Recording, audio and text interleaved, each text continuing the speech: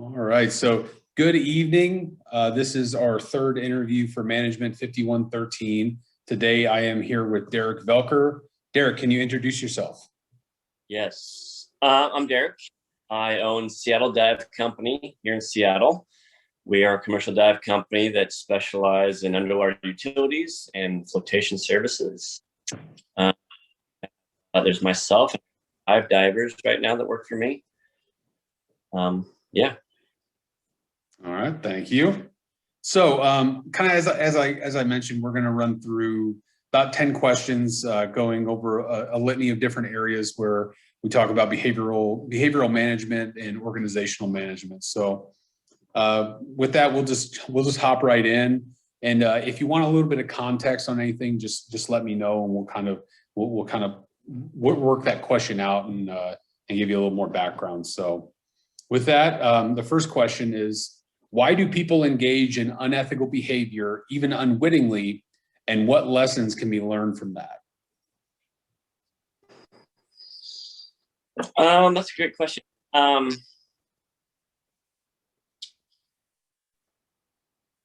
You know, a lot of times I think the big part of that question is the unwittingly part, because I think most people generally most of the time are trying to do good.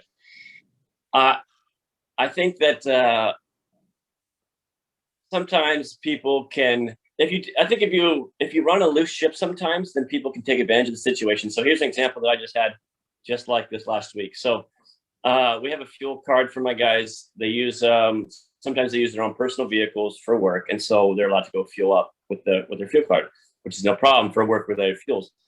Well, I hadn't been watching that real close because it hadn't been a problem before, and then I started looking at it, and I saw one guy was using it like excessively, over and over and over. But in every other aspect of his work, he is totally ethical, and I've never had a problem with him. And so I think it's easy to fool yourself into something. So like, oh, I'm just using it for my gas card like I'm supposed to, but then you kind of can let that go a little farther. So I don't know why they do that, but I mean, I guess I would just say that it's subconsciously people just kind of can trick themselves into things that are not necessarily okay for them. Yeah, Absolutely. Hold on one sec here. Forgot to start our timer, so let me pull that up and just make sure I got that going. Sure. So, second question about workplace attitudes. So, why should management pay attention to the various workplace attitudes you encounter? That's like one of the big things as a manager that I think you got to stay on top is watching dudes. I recently, just a few days ago, had to let someone go, terminate the contract with them, mostly because of their attitude. We, as commercial divers, we work in tough conditions. So like it's wet and cold and you're kind of miserable a lot of the time. It's just the nature of the work. It's fun work, but it also is challenging. And, if someone starts to complain about that, or just complain about being cold, or complain about, whatever, it's just wildfire. And then the whole crew will go down, and then productivity will just drop. And then I got to get involved, So it's way easier to stay ahead of that than it is to catch up to that. So, there's a lot of stuff that as a manager, I try to do specifically just to like boost morale, maintain positive attitudes and that. And some of that is just as simple as joking around when it's appropriate, buying the guys, something to eat at lunch every now and then, like, just treats out of the blue, that kind of stuff, just to kind of give them a little pickup because, and also on the other side of that, that's kind of how you build morale, but how you can maintain it is by nipping it in the bud, like when it starts to change. So I'm not down on the job site every day. I have a foreman, but he's really good. And we've talked to him, and he's really good about, like, as soon as someone starts going down that road, he cuts them off. We're not going to go that round. He steers in a different direction and just keeps that from snowballing, because it can snowball like that, just like so easily. So, I mean, I think as far as management paying attention to workplace attitudes, personally, I've found that's one of the most important aspects. All right. So next up, thank you for that. So we'll talk a little bit about emotions. So kind of in the same vein as workplace attitudes, how can understanding emotions make you more effective at work? Yeah, that definitely goes along with the same thing. But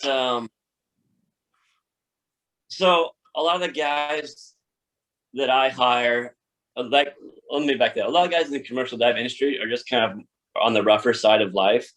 And sometimes their personal life is also a mess and rough.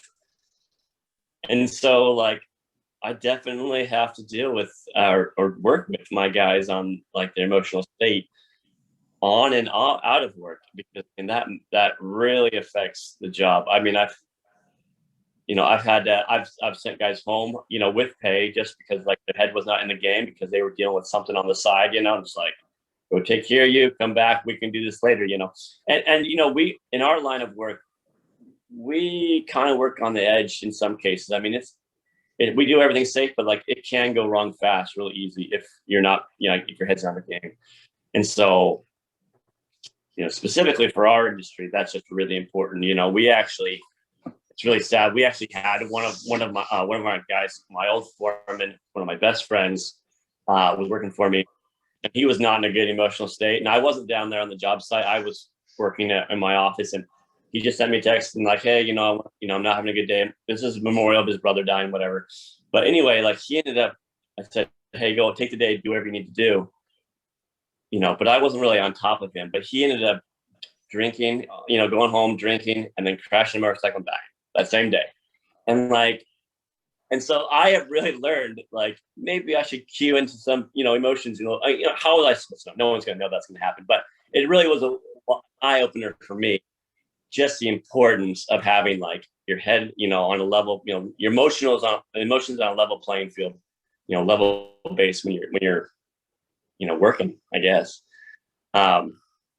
I mean, it goes a lot to with the other one, but emotions and attitude are, obviously not the same, but they can really play on each other a lot, especially long term. So you have someone who has good attitude most of the time, but bad emotional, and then vice versa.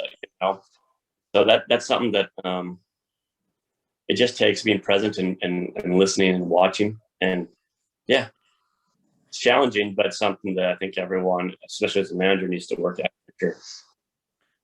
That's a perfect example of why you got to pay attention to those things. Yeah. So next, yep. we're going to talk a little bit about stereotypes, and I'll contextualize this a little bit because everybody that I've interviewed has kind of had they think about this the wrong way. So when we're talking about stereotypes, we're not just talking about kind of the negative connotation that surrounds stereotypes, but think about like engineers are good at math. That's a stereotype that we can reasonably assume is correct. It doesn't necessarily have to be anything racially related or based around something. I know. So I literally kind of dealt like this on myself on Friday. So like I said, like a lot of the guys in this industry just kind of come from more of like it's a blue collar, it's trade, so more blue collar lifestyle. And so we had to do some job. We were using chainsaws and we were cutting out some old pilings down a dock, that sort of thing. And I just assumed because he kind of had that lifestyle, that a chainsaw was normal. Like it is for me. It's something for a lot of the guys. I never teach anybody how to use it. They just know. And so I just kind of assumed guy comes from the same cut of the cloth as everybody else. Of course, he didn't know what I was doing. He couldn't tell. Didn't know anything. I'm like, oh, okay. We'll stop and we'll talk about how, it's okay. Like, there's no problem. But like in my mind, it's no, everybody knows, And so, that's something that I think that's a good thing you bring it up here in the questions here. I didn't think of it as a stereotype, but I mean, just reading your question, I think it defines kind of what you're meaning. So. Yeah, I think that's a really important one. That's something that I am just kind of, taking note about. So, very, very good question, actually. Very interesting. Dang. Yeah. So, so that'll kind of help you kind of think about future circumstances where if you do encounter somebody in a similar situation, you may not immediately think, okay, Sure. this Right. guy's like a lumberjack. He probably knows how to cut down a tree. Yeah. Seriously, the guy plan was like, I mean, seriously, the big beard, the whole thing, like, you would think the guy was like straight up lumberjack, exactly. So it just, yeah, I didn't even think about it, but I think that's a really, really interesting thing to bring up, and so for sure, especially with change, what could go wrong? So, quick question about motivation. So what is motivation, and how does it affect behavior? That's interesting. I mean, we kind of touched on that a little bit already. I view motivation as will and willpower, and also grit is kind of I think that's kind of how I see motivation. I mean, you have to have. I mean, that goes along with your with your attitude. Talked about earlier, but like being motivated, being able to get a job done, and it's really important in our industry because, like I said, like it sucks sometimes. It's cold, but you don't want to do it. You just want to go and hide in the truck and get warm. I totally understand, but you got your job done. That's how it goes. And so, I think motivation is, it's derived from yourself, and it's something that is also contagious too. So, if one guy's out there, busting it, getting it done, I think that makes everyone else do it too. And so, it has the same effect as having a positive attitude in the sense that it can get the crew going and get guys working. And that's why I do, like when things are really hard, like I'll go down and like bring them all like, burgers or something for lunch or whatever, just to kind of up their spirits some. But yeah, that kind of plays right into what you had, the previous question where we had talked about emotions, because negative motivation can absolutely kill a team pretty quickly, right? I mean, so yeah. I think those three questions, emotions, and they all, I think those are all very similar, and that kind of tie in and play out. So absolutely, yeah. So we'll talk a little bit about performance monitoring here. So, and I found this kind of varies between the size of the company or the agency, how formalized it is, but everybody has the kind of performance monitoring and evaluation. So how can performance monitoring and evaluation improve your team's performance and your ability to manage those the performance of others? Sure. So I've done both spectrums of this. So in my previous management job, when I was working for the Department of Ecology here, we had a very formal, very structured monitoring program. We would every quarter we would meet with the guys in our crew and gals, and we would have very specific, written down, defined, monitoring things, our evaluation, forms like the military does. I don't do a form like that. I don't do like a written evaluation in my current job. I have found that most of the guys prefer, don't really like the formalness of that in my industry. And so that doesn't mean we're not talking about these sort of things, but we don't write them down in the journal and track that sort of thing. I think it's important for sure. I mean, you're always moving in one direction or the other. You're either getting better or you're getting worse, and that's just how it is. Nobody stays the same. There's no stasis. So, and I think it. With my guys, how I pay them is based on a metrics of their abilities and what they can do. So if they want more money, they have to be able to do more things. And so we talk about that.